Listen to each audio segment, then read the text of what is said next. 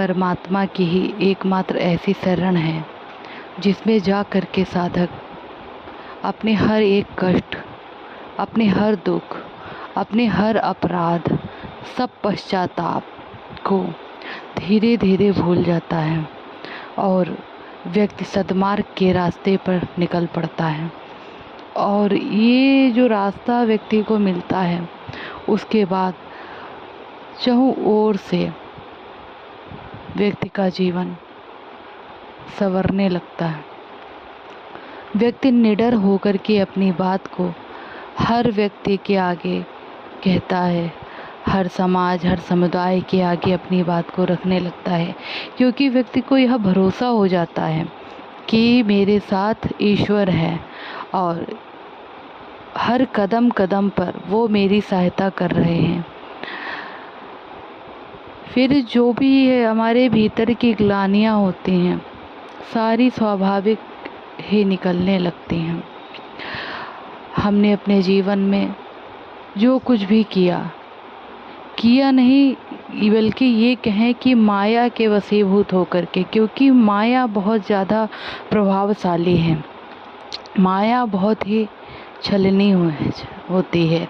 व्यक्ति को कब छल ले पता नहीं। कोई व्यक्ति कितना भी धार्मिक हो, कितना भी महापुरुष हो, लेकिन अगर एक बार माया के फंदे में फंसा तो उसका जीवन जो है एकदम से गिरने लगता है।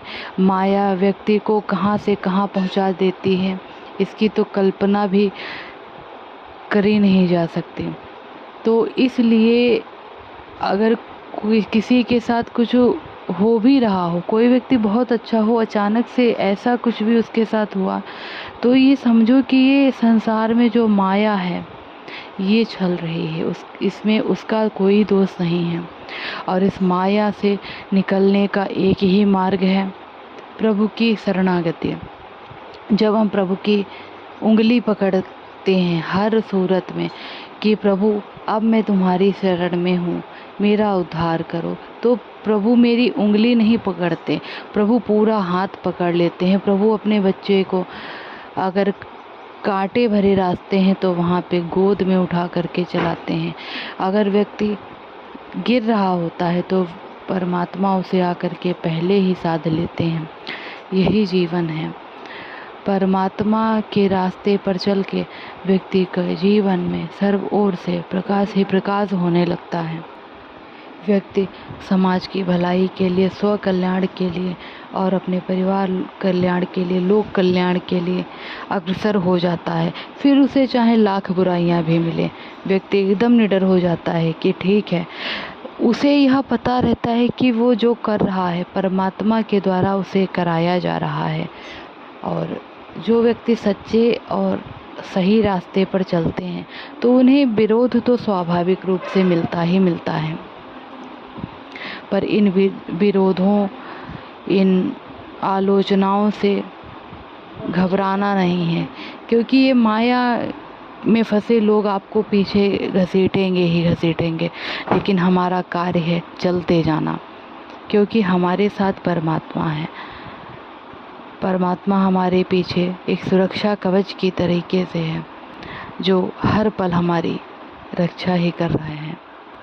इस चीज़ को जितनी जल्दी हम समझेंगे उतना ही हमारा विश्वास और बढ़ता जाएगा कि हाँ, इस संसार में कोई तो दिव्य शक्ति है जो हमारे कल्याण के लिए लगी हुई है। हमारे साथ जो कुछ भी हो रहा है, घटित हो रहा है, उसके पीछे प्रकृति की योजनाएं हैं और उसकी योजनाएं हमारी कल्पनाओं से परे हैं। भले ही हमारे साथ कितना भी बुरा हो जाए, लेकिन अगर प्रभु परमात्मा के रास्ते पर हम हैं तो फिर हमारी सारी जिम्मेदारी वो परमात्मा स्वयं ले लेते हैं।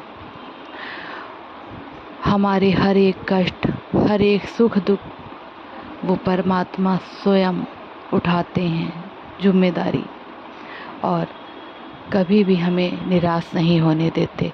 इसलिए परमात्मा की शरण में आज से ही आ जाइए। हर व्यक्ति उन्हीं का अंश है, उन्हीं की प्रेरणा से चल रहा है। धन्यवाद दोस्तों।